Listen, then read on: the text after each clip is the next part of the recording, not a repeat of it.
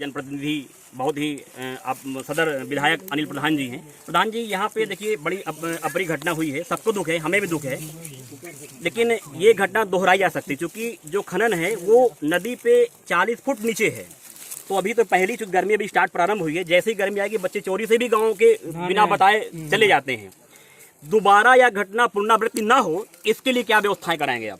देखिए, मैं लगातार कोशिश में हूँ। पहले भी मैं हमेशा कोशिश किया हूँ कि जो यहाँ से लेकर सड़क से लेकर मैंने सदन में इस बात को हमेशा से रखा है और इस बात को फिर से कहना चाहते हैं। अभी जो पूर्व हमारे पत्रकार बंधुओं से मैंने इस बात को रखा है और मैंने इस बात के लिए विशेष जोर दिया है कि अगर 10 दिन पहले इस पर जांच हुई थी और जो रिपोर्ट बांधा को प्रेषित की गई तो उसमें अगर जिला प्रशासन लगातार कार्रवाई कर देता, कोई ठोस कार्रवाई तो ऐसा कारण होता, ये घटना रुक जाती। दूसरी चीज मैंने इस बात को कहा है कि अगर चित्रकूट की सीमा पर बांधा के व्यक्ति ने अवैध खनन किया है तो ये जिला प्रशासन की कमी है कि जिला प्रशासन उसके खिलाफ कार्रवाई क्यों नहीं कराए, पहली बात।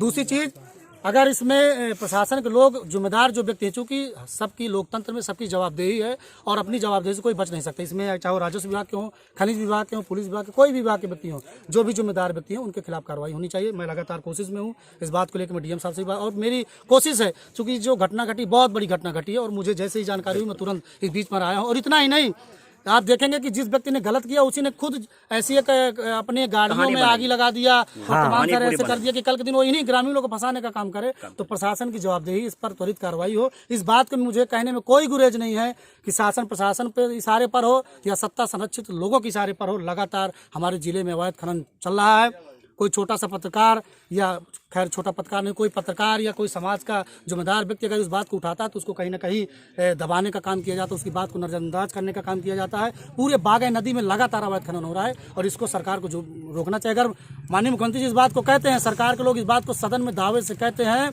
क्योंकि पूरे बुंदेलखंड में कहीं पर अवैध खनन नहीं हो रहा है, तो उनके लिए इससे बड़ा जीता जागता उदाहरण कोई नहीं हो रहा है। आज तो ये पहली घटना, पहली नहीं, इसके पहले भी कई सारी घटना घट गई हैं, वो मीडिया के सामने नहीं आ पाई। 8 दिन पहले एक बच्ची नदी में डूबी, हम यहाँ मौजूद थे, बच्ची बच गई।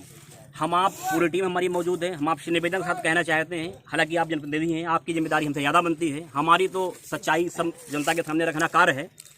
यहाँ पे आपके द्वारा, शासन प्रशासन के द्वारा अविलंब पहले तो पूरे गांव में तुरंत यहाँ पे अनाउंसमेंट हो कि अपने बच्चों की जिम्मेदारी आपकी बनती है, कोई बच्चा नदी तक ना पहुंचने पाए। जब तक नहीं हो पा रहा है, इस नदी पे कहीं बैरिकेडिंग लगनी चाहिए, बैरिकेडिंग, बांस की बल्लियां, नई पुनरावृत्ति फिर होगी, फिर हमें आपको देखिए जो कुछ भी संभव है मेरे स्तर से, मेरे माध्यम से शासन मैं जितना कर सकता हूँ उस कोशिश में मेरी कोई कमी नहीं है। मैं पूरी तरह से कोशिश में लगातार इस बात को, इसीलिए मैंने कहा कि इस लोकतंत्र में सबकी जवाबदेही है, कोई व्यक्ति अपनी जवाबदेही से नहीं बच सकता है। अगर किसी ने अवैध खनन किया तो जो जिम्मेदार व्यक्ति थे उनके खिलाफ कार्रवाई होनी चाहिए, उनके खिलाफ केवल कार्रवाई नहीं होनी चाहिए। अगर यही रवैया रहा तो आने वाले समय में हमको मजबूरी में प्रशासन के खिलाफ भी आंदोलन करके उनकी FIR करने का काम करना है। सिर्फ इतना कहना चाहता हूँ कि अगर सरकार की नीयत में कोई खोट नहीं है, सरकार की मंशा स्पष्ट है, तो इस पर त्वरित कार्रवाई करके ऐसी घटनाओं को रोकने का काम करें। मैं इस कैमरे में बिल्कुल कहने मुझे कतई गुरेज नहीं है कि अगर ऐसे जनप्रतिनिधि हो जाएं तो रामराज उसी दिन स्थापित हो जाएगा।